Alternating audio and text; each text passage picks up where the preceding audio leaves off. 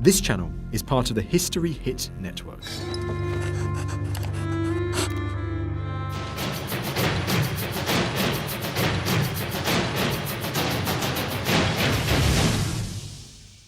These ruins are all that's left of the once great Basing House, one of the biggest and grandest houses in Tudor England. It was visited by Henry VIII and Elizabeth I, and most famously was under siege for 2 years during the Civil War until it was finally destroyed by Cromwell in 1645. But is there more of the great house still waiting to be discovered? Is there any evidence of the battles that took place here? And what happened to the family after the Civil War? Did they, as many local people believe, build another great mansion in that field over there? Time Team have got just 3 days to investigate.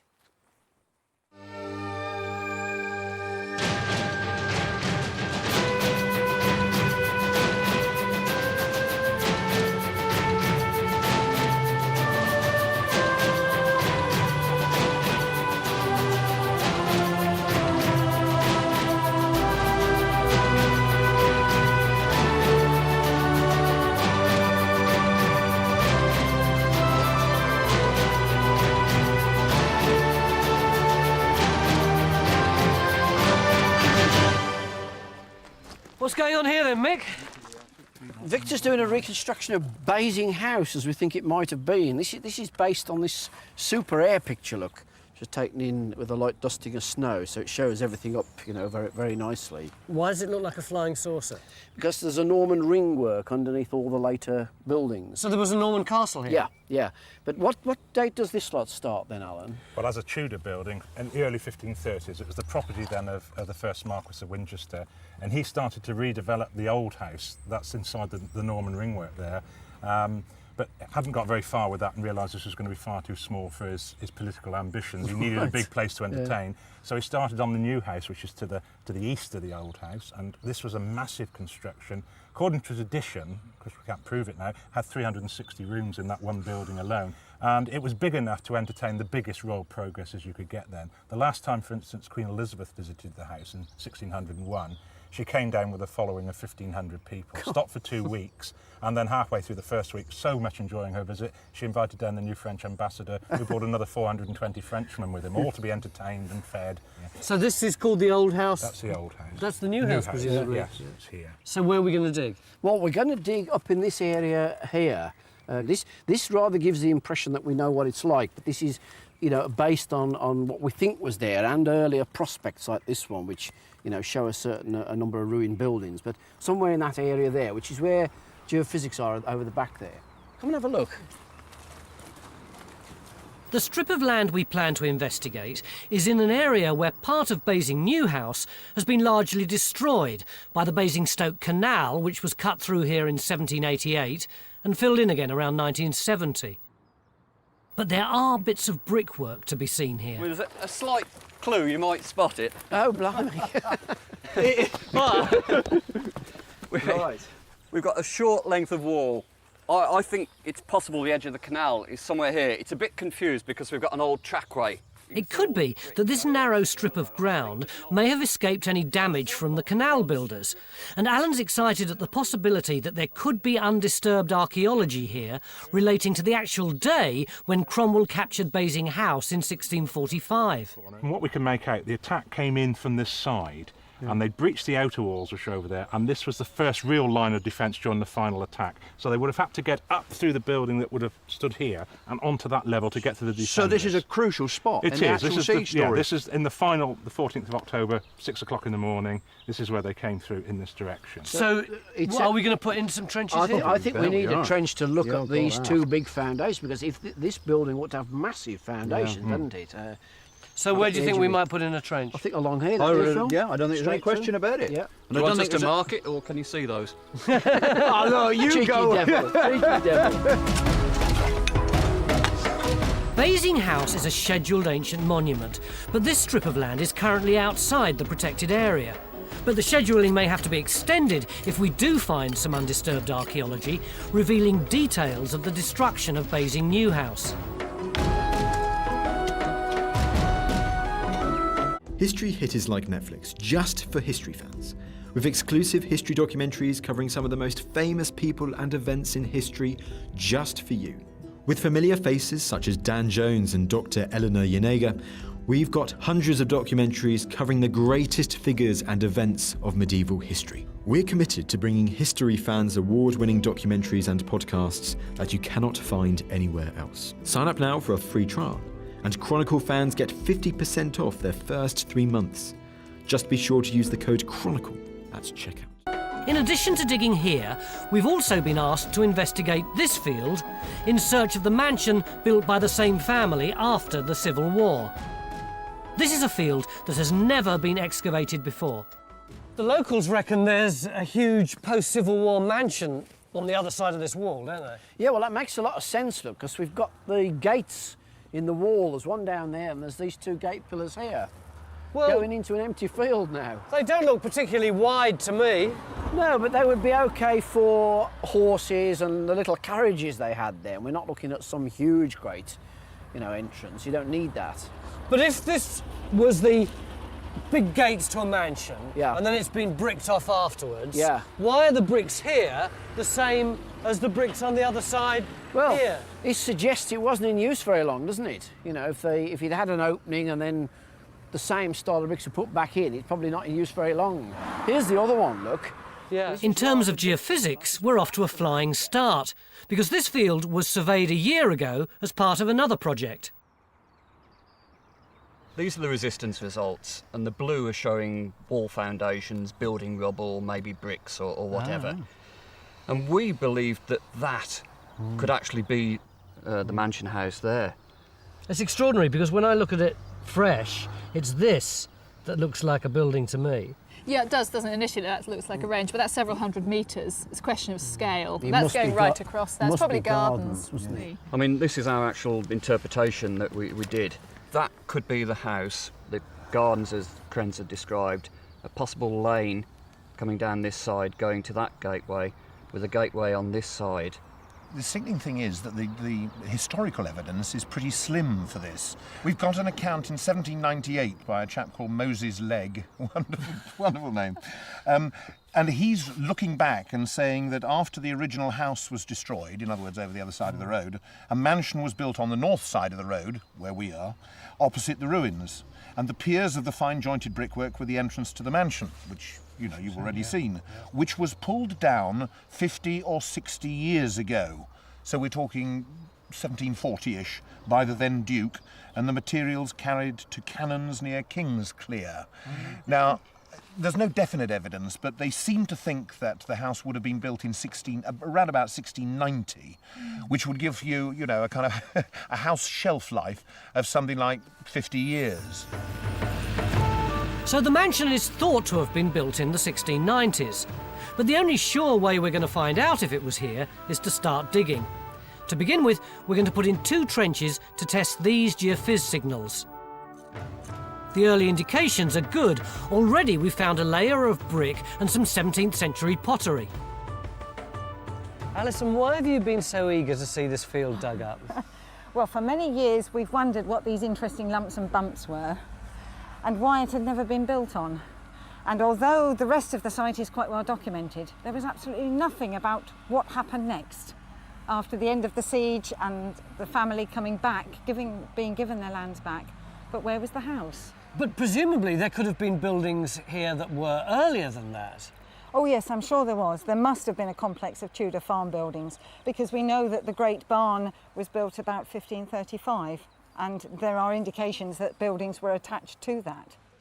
It is strange that we know so little about the mansion. What we do know is that it was built by Charles Paulet, the 6th Marquess of Winchester, and that the mansion would have been tiny compared with the massive Tudor house built by the 1st Marquess, William Paulet. Fortunately, we've got some original documents to tell us about the Tudor house. This is a fascinating newsletter of 1645, and this chap, Hugh Peters, describes the house at the time of the Civil War. He talks about the old house had stood, as it is reported, 200 or 300 years, a nest of idolatry, the new house surpassing that in beauty and stateliness, and either of them fit to make an emperor's court. So he obviously considered it to be one of the biggest houses in England. It was certainly very big, but of course it was also very, very widely dispersed. If you look at this, I think probably the total circumference of that covers something like about 10 acres, I'd have thought. Now, in comparison, Hampton Court, which we consider to be very big, covers about 6. So it's bigger than Hampton Court, but it's certainly smaller than Windsor Castle, for instance, which is really considerably larger. So it is a very, very large house for a private individual. But can we find any evidence of Basing New House in the area we're digging? Crikey, Phil, this has moved on a lot since this morning. Oh, you've left us to get on with it, Well, mate. we did. I think the idea was to give you plenty of time to get into it, Incredible results, incredible results. Fantastic, yeah. We've actually got undisturbed archaeology right the way across. Oh, really? Look, And so far, no sign of the canal, just more archaeology surviving than we dared hope for. in where Jenny is, we've got the internal corner of a wall. You see, they're beautifully mortared up, plastered. Still with the plaster on the wall? Yep. We've got exciting finds too. Our first contact with the Civil War. So, what are these then? Musket balls, are they, Alan? No, I think they're pistol balls. And this one's quite interesting because it's an impacted one. It's actually hit something hard. Like armour? Might be armour, might be a brick wall, might actually be a human being. So that would have looked like this originally? Yeah, perfect little sphere like that with a little blip on the top, which is the mould mark where it was poured. Yeah. The interesting thing, of course, is that cavalry usually had the pistols, and that ties in quite well what we know about siege tactics at the time. Usually when a final storm happened, because the infantry had been doing all the digging outside and the hard work, they usually requested that the cavalry should lead the attack on foot, because they'd been swanning about in the surrounding country. Right, yeah. So the cavalry, who also were fairly heavily armoured with buff coats and back and breast, and pistols and grenades, would lead the spearhead the attack. We don't know whether that happened here, but it certainly happened in other places, so that might be actual evidence of the attacking spearhead going in. That's amazing. It is amazing, because we're revealing a bit of Basing New House that was thought to have been lost. But now, time to find out how we're doing with our search for the missing mansion in the field across the road. Well, basically, we're in the middle of a destruction layer, we think, here. We've, moment we're just cleaning back onto this feature here, if it is a feature. You see all these white lumps, that's chalk. Yeah. We think it's maybe a wall. We've not got that sort of stuff up there, but it doesn't seem like a mansion wall. You don't build big mansions out of chalk. It seems more like a garden wall. Yeah. But we're not sure. It may just be rubble. But it's certainly destruction there, and it's all looking very 17th, 18th century. Right. Finds are fantastic. We've got oh, crikey, look at that. a really nice sort of roof tile there with the holes in for the nails.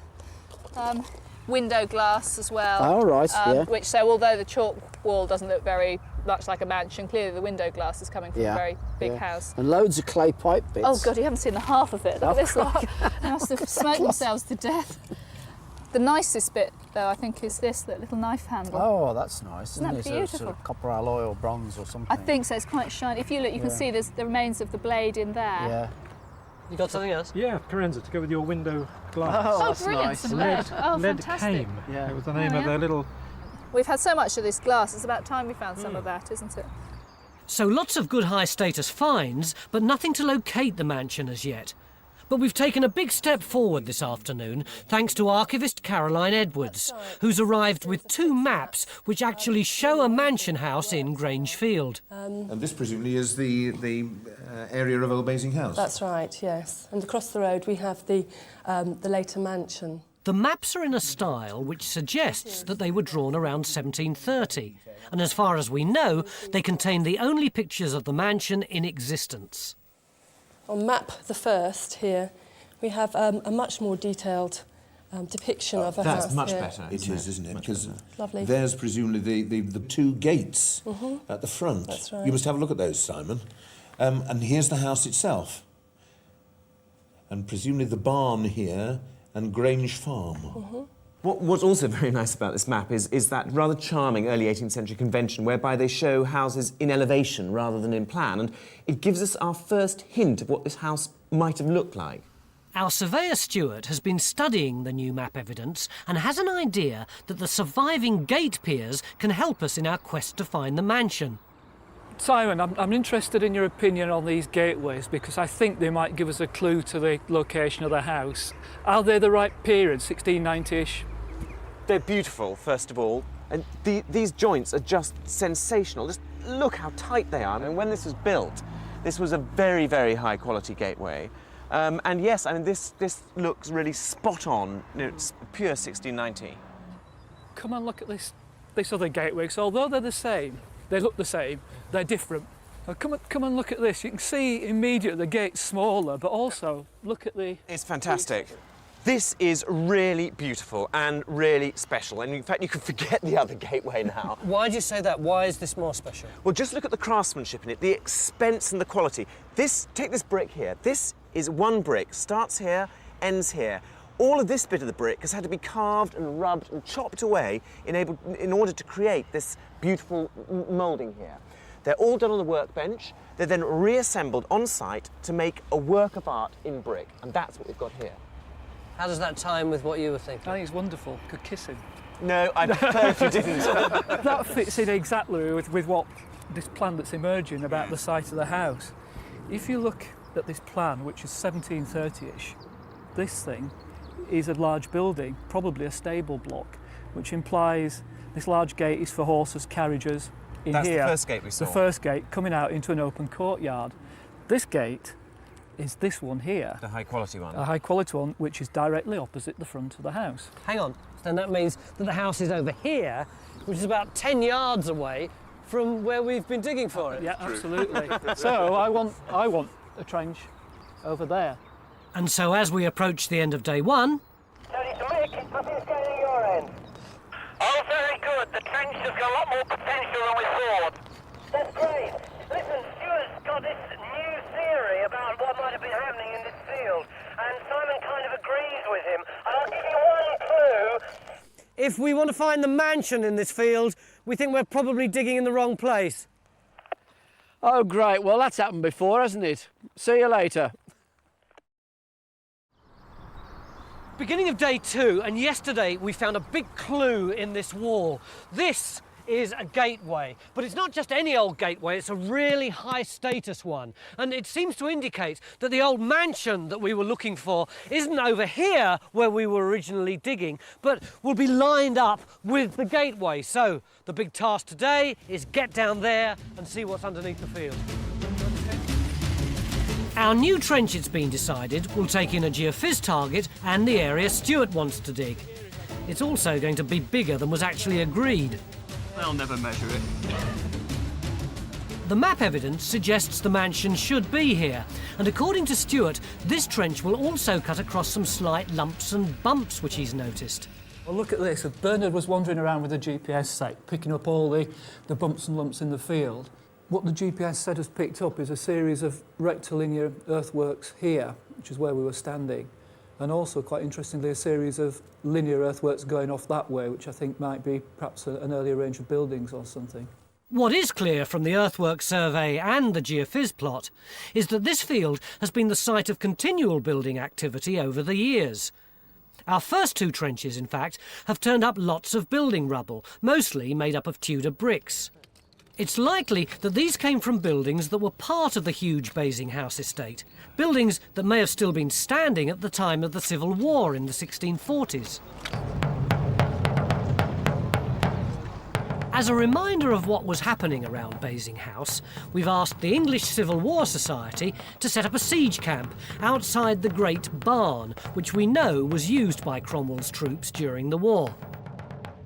Meanwhile, across the road in our excavation at Basing House... This is undoubtedly a surface. Yeah, it looks like there might be some... Look, and there's bits of clay pipe, look.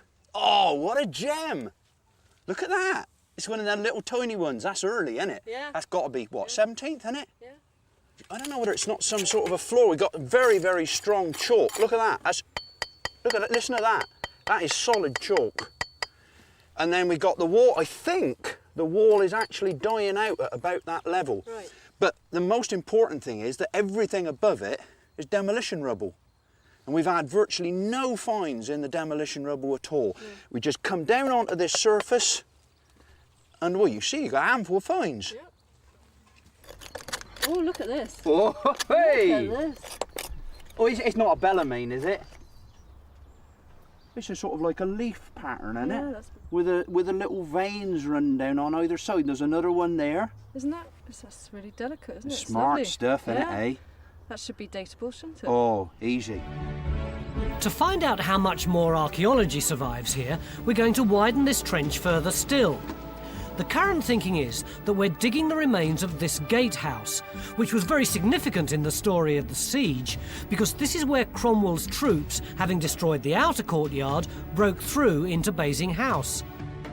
The whole site looks very different today, but some of the huge earthwork defences are still very visible. You've got to imagine something like a First World War battlefield here, with mud, pitfalls, stakes driven into the ground, shattered buildings, no trees whatsoever. The defenders on the inside here, there would have been cattle kept on the hoof inside. Out there across the common, open space, trench lines gradually edging their way towards the defenders here, but only usually in the summer months. In the winter months, armies couldn't be provisioned. I mean, all sorts of things were tried against this house. I mean, it wasn't just cannon fire that this was protecting from. They did actually try a poison gas attack on the house in 1645. Well, as far as we can work out, they burnt wet straw mixed with brimstone and arsenic.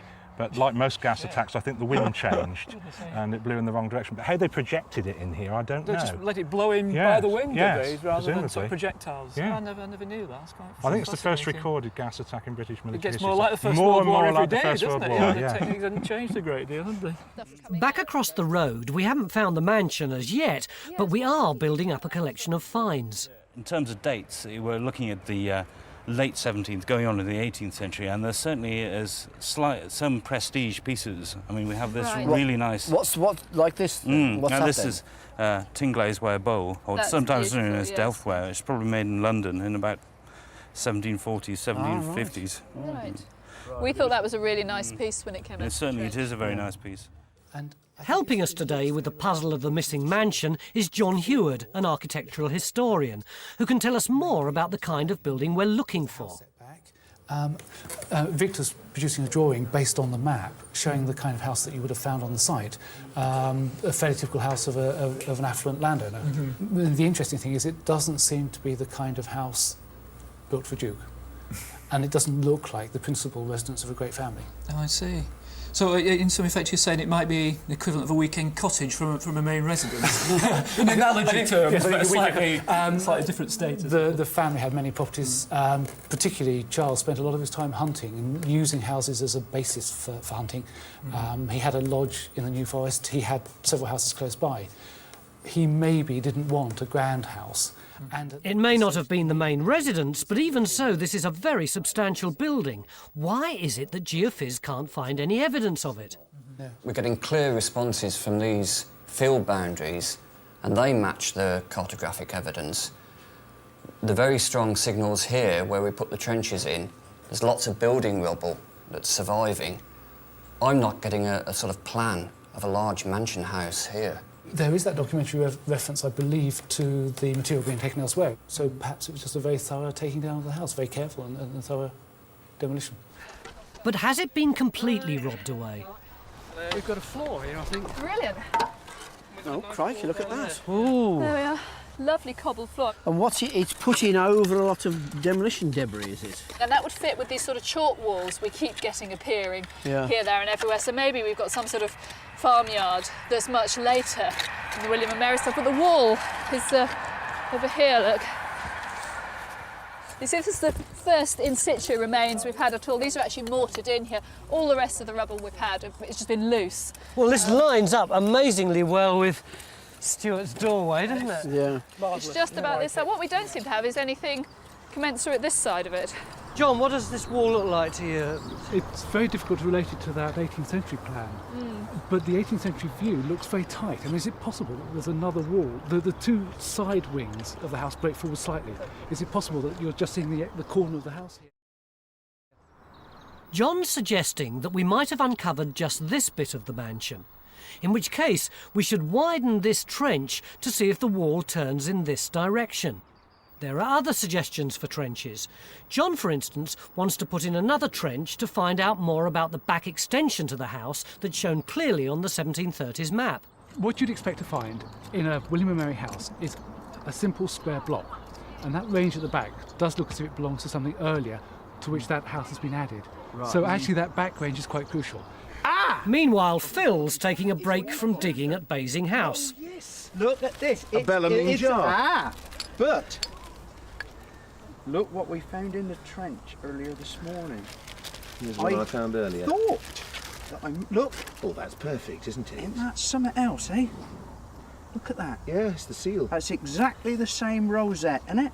It is. There's the leaf around there, and the relief on there.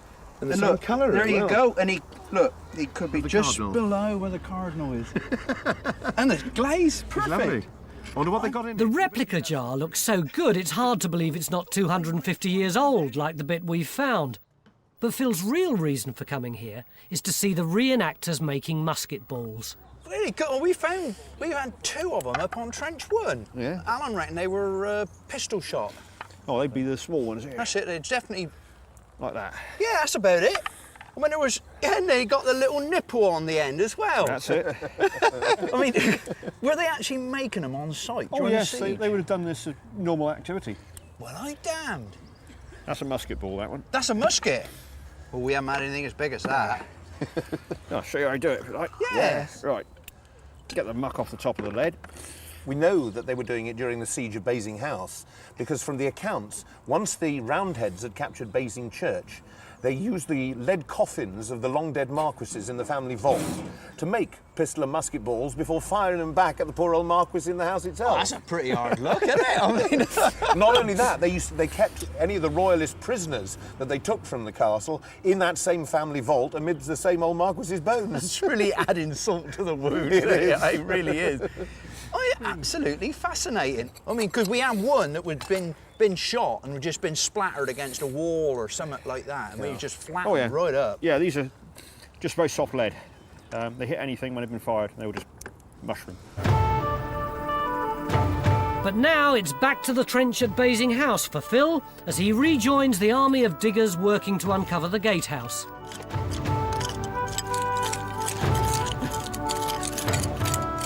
Is that an edge you found?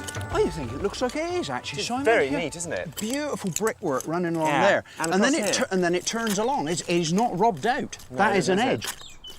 This great big arch and foundation here, I mean, it's built to do a huge job, isn't it? It is built to take something very heavy on top of it. And yet we've got nice brickwork here, all plastered up. Sure. So we're actually still within the building. Sure.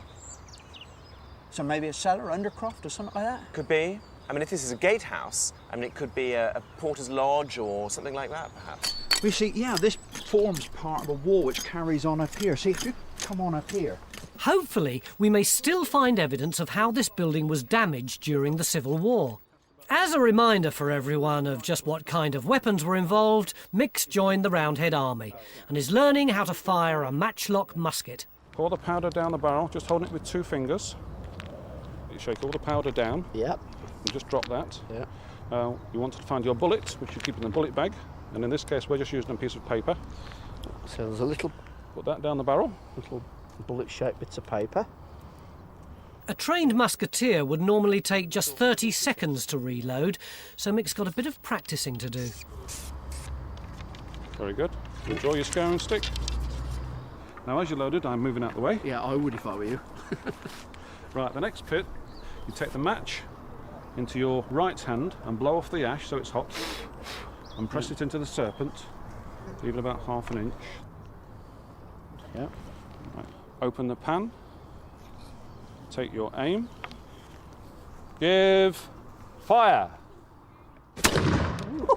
Oh, no, keep it pointed. But Mick's not the only new recruit in this army, because apparently Phil's going to learn how to use the pike. Lunge! Ah! Ah! Oh, yes, we'll make a soldier of you yet. Don't overbalance. While they're busy, it's my job to keep an eye on the trenches. And the latest news is that Simon believes he may be able to identify another bit of Basing new house. And it might be possible if we try and compare the bricks in this structure that we know are part of the new house with this building over here, which is now the site of someone's cottage. And they think they've got in it some of the same brickwork as we've got here. In other words, they think their house is built on a bit of the new house. And where's that? Just over there. Hi, Sharon. Hi. This is Tony. Hi. Hello there. And we've come to see your brick wall. Right, would you like to follow me? Yeah. Go round the side. You think it's old? I hope it's old, Tony. I'll be very disappointed if it's not. Well, I'm warning you, Simon is the biggest sceptic possible, so your hopes might be completely dashed. Oh, I hope not. Where is it? Just in here, into the corner. This one over here? Yeah, just over here. Simon? Right. We hope that this is the part that's really old. We hope this is about 1560s, 1530s. We are pretty sure that this is somewhat later, sort of 17th century, and there was sort of an addition to it. We have the argument solver here. So if this brick is the same size as that brick there, they ought to be about the same age. OK, let's see. Same size? Exactly. Perfect match. Brilliant, you've got an old wall. Well, no, hold on, just a minute. It is possible that the bricks may be reused, so what we need to look for here is some of the original pointing. Aha. And that's precisely what we've got over here. In fact, this is really quite exciting. Look, this pointing here is what we call double struck. It only happens in the 16th century. What does it mean, double struck? Well, if you look very closely at that edge there, you'll see that the pointing in between the bricks isn't flat, it's done to a little point like this, which means it's double struck. 1, 2. Can you see? Yeah, Along absolutely. there? Yeah. And that is a sure sign that these bricks are in their original position. In other words, they are of the same date as the gatehouse that we're excavating in Trench 1. So it is old. Great. You're all right. I'm very willing to hear it. So presumably that means that that wall is the back wall of that. We're nearly at the end of the day, and for some of us it's turned out to be even more challenging than usual. Charge your pikes to the rear. Now, if you can do this, you're a professional. Watch carefully. First motion, lift it up above your head like so. Good. Now, the next one, you're going to throw it slightly over your head and catch the butt in your right hand by twisting your body. Watch me and see if you can do it. Like that. Go on. Good. Well done. And now charge it like so. Good. Now turn your fist the other way around. That way? That's the way. What's it? Is this for Good.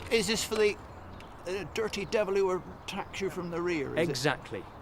But once we've done this, we have to go back. Oh. Recover and shoulder your pike. Now slide your left arm down the shaft of the pike like so. That? Yes. You're going to lift it back over your head and turn your body to face the way you were before. Right. See if you can do this without watching me, because you've got your back to me. Go.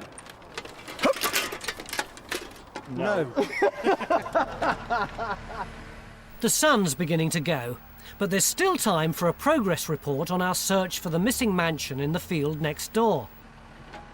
Just before lunch, the archaeologists said they were going to extend that trench, which they've done. They might extend the trenches that way, which they haven't done, and they were definitely going to dig a trench here, which they haven't done. But whatever happened, they weren't going to dig a trench here, which, as you can see, they're doing.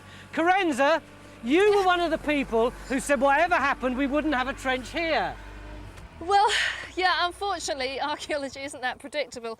When we had that meeting earlier, we were fairly confident that we'd got the front of the William and Mary house in that trench 4 over there. We thought we'd widen the trench, that we'd find the range, the front of the range, dog-legging round, we'd get the front facade. We widened the trench and the wall didn't turn, it's carried on going back. We're not at all confident we've got the front of the house. We're thinking it may in fact be the back of the house, so we're putting this trench in here to try and find the front. So we've still got lots to do here. And no doubt about it, solving the puzzle of the missing mansion is going to be our main goal tomorrow. Present. And of course, we're still hoping to turn up more evidence of the Civil War. Fire! Beginning of day 3, and we're still on the lookout for this mansion. We know now that it should be somewhere over there, and as you can see, we're putting a lot of trenches in, and we're coming up with a lot of walls, but we don't actually know how they fit in with the shape of the house. But whatever happens, we've got just one day left. So we either work it out today, or we don't work it out at all. The difficulty is that there have been so many buildings in this field over the years that it's incredibly complicated to sort out one from the other. To make matters worse, geophys are detecting some walls but not others. I think the walls are just too slight for us to be able to see them. All the brick rubble, it's just so much stronger. Morning, Carenza. We need all the help we can get, and Phil's been drafted in to try and make some sense of the walls we have found. Well, we'll have to get it planned, we'll have to get it photographed, and then I think we start certainly along that edge going down.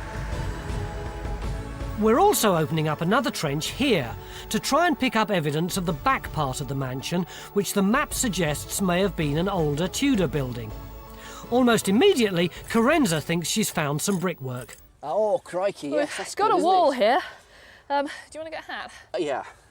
That's, have you got the other side of it? Well, it's a slightly odd angle. Well, it's actually okay for the earlier alignments that are all a bit drifting off like that.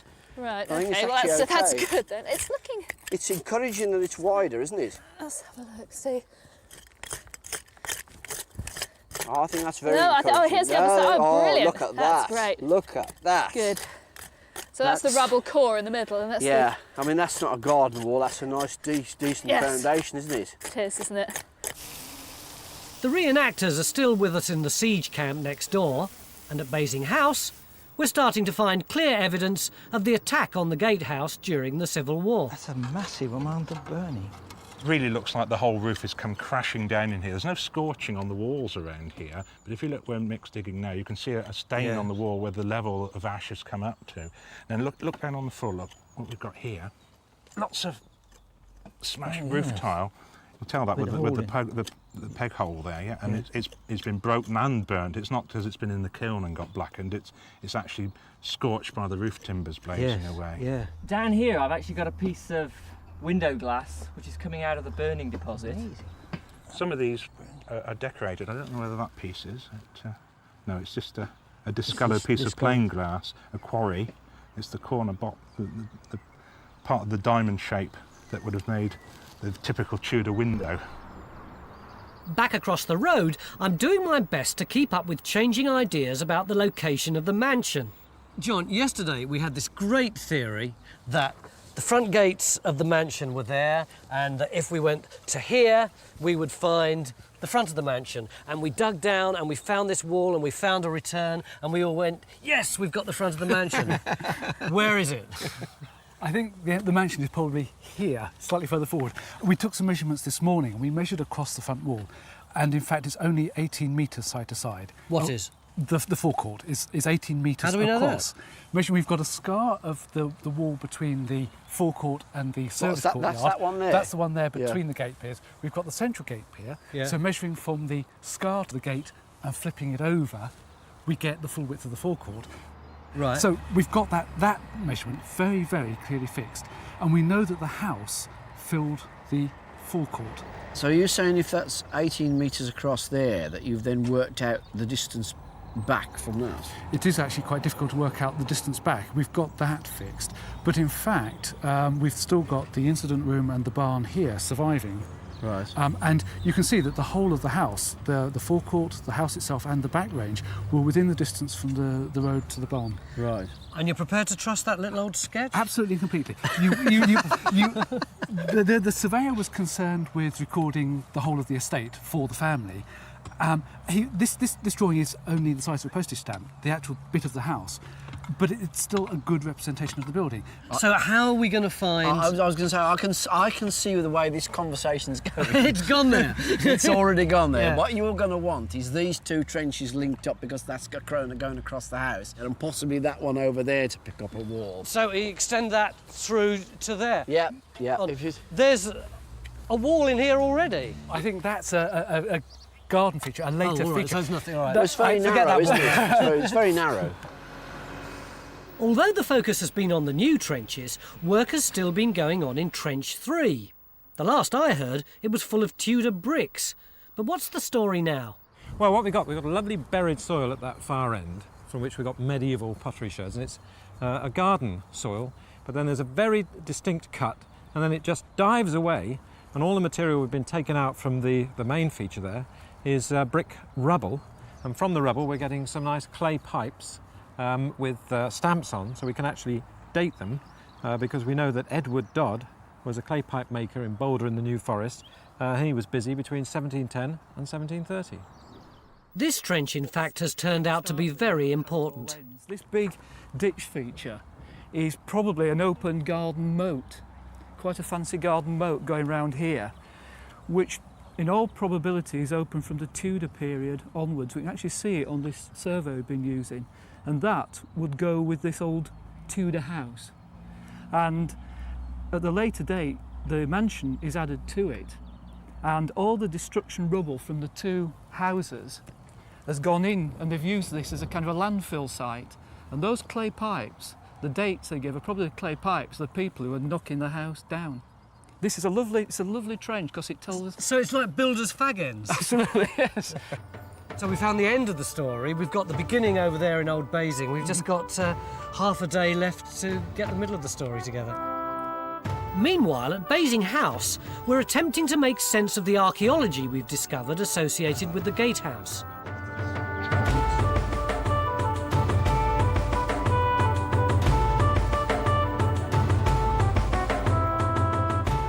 The other thing that's of interest coming up now, of course, in the far corner, a lot of evidence of burning. It looks very much as if that's part of the building that went up in flames, and this great brick tower actually acted as a fire break.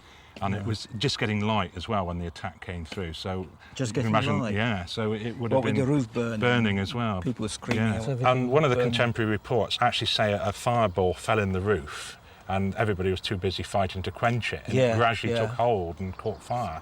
Phil, what you got? Looks like we got the cross wall, Tony. Excellent. Look at that, and it's really, really very impressive. It's very, very sound. Oh, that's good news, isn't it?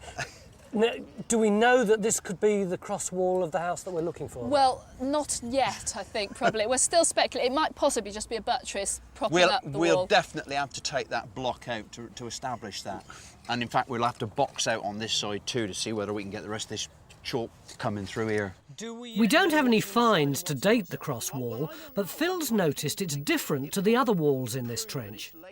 This is very substantial build, and looking back down the line of the wall there, the wall down there is very, very wobbly. Look at the difference in the build. It's got a lot of flints in it, whereas the wall here, there's no flint in it at all.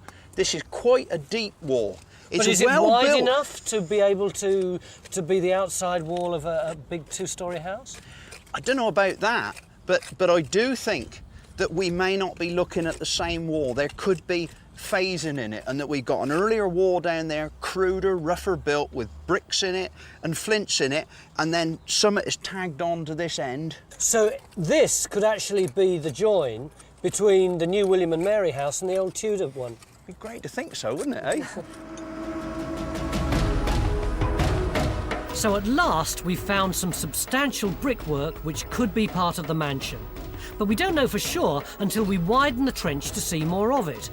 Although we can't yet prove the precise location of the mansion, we can build up a pretty good idea of what it looked like from the map evidence and other buildings of the period. You see that Belton House has got that cupola on the top, and presumably they used that as a promenade. There's no evidence here at the moment that they had that kind of roof walk. We're also working on a reconstruction of one of the gateways, transforming it to how it would have looked in the early 1700s.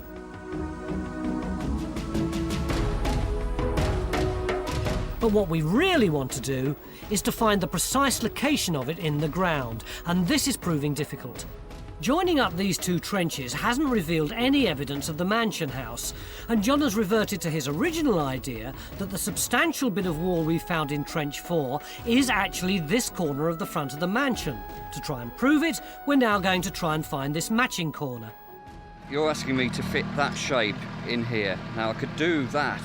Geophiz are still struggling to see any walls of the mansion.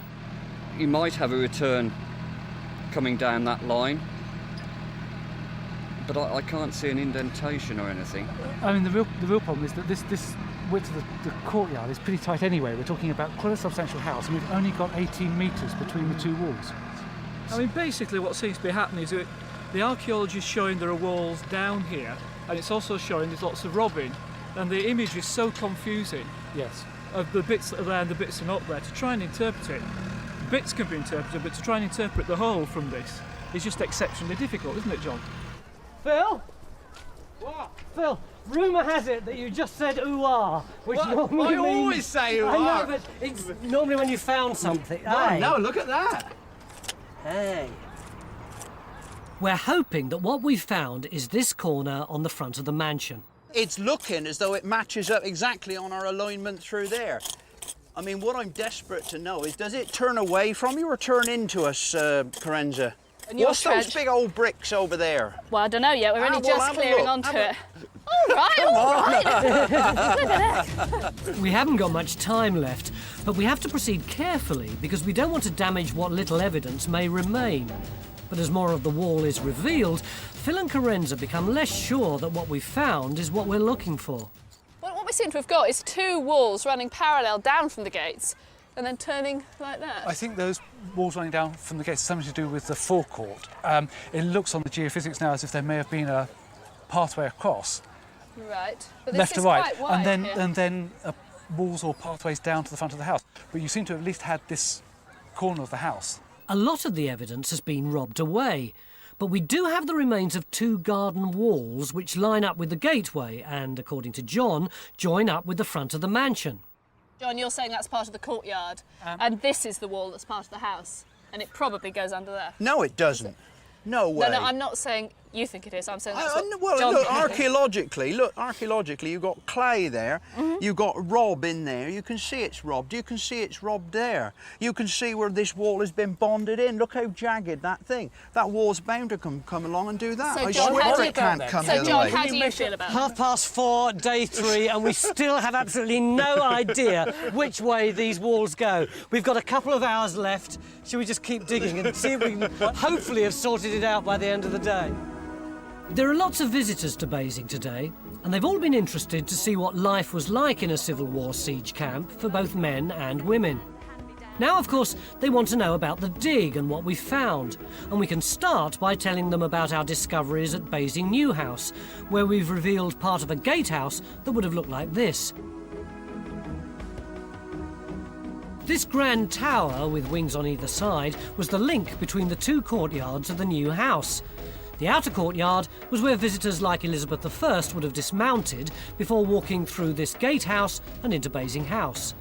At either side of the gatehouse, we found evidence of storage rooms, one of which had been set on fire, confirming the eyewitness accounts of the storming of Basing House in 1645.